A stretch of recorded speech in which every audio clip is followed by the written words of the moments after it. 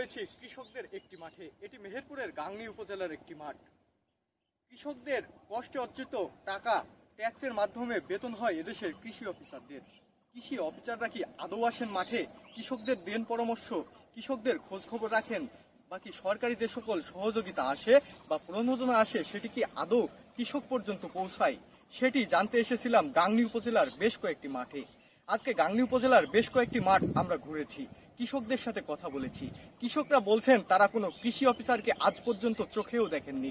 কৃষি অফিসারের কি কাজ সেটিও তারা জানেন না। কৃষি অফিসাররা তো মাঠেই আসেন না, সহযোগিতা দেবেন কি? দর্শক, চলুন শুনে আসি কৃষকদের কথা। আমরা জন্মের থেকে আশাবাদ করছি, আজ পর্যন্ত কোনো কৃষি অফিসারকে দেখিনি, কাউকে কোনো সাহায্য আমরা নেই, কোনো কৃষি অফিসার আমাদের কাছে এসে পরামর্শও কোনো দেয়নি। আপনার চাষাবাদের বয়স কত হবে? 50-60 বছর আবাদ করছি আমি।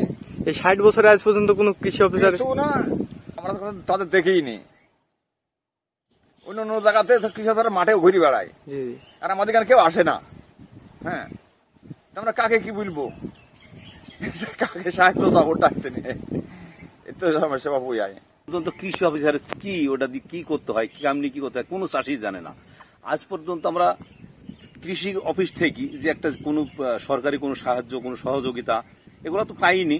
বরং আরো যে ফসলগুলি করি সেগুলো যে একটু দেখে আমাদের একটু দিক নির্দেশনা দেবে, সেগুলো কখনো আমরা পাইনি।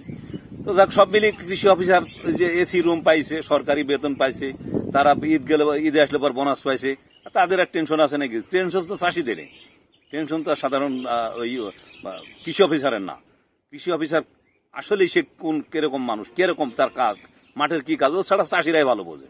আমাদের যে মাঠটা, এই মাঠে আপনার যে আবাদ, এই যে ধানের, এই যে আমাদের যে ধানের এই অবস্থা, এই যে ধানের সব শীষ টাইনি চলে যায়, মরে যাচ্ছে, নষ্ট হয়ে যাচ্ছে ধান, এত সার মাটি দেওয়ার পরেও যে আমাদের যে কৃষি অফিসার বলে যে একটা লোক আছে, সেই লোক আমাদের কোনোদিন খোঁজ খবর নিল না যে এই মাঠটার এই অবস্থা, কোনো বিষ প্রয়োগ করতে হবে, কি বিষ প্রয়োগ করতে হবে, এটা কোনোদিন আসি কৃষি অফিসার এসে আমাদের সে বুদ্ধিটা দেয় না।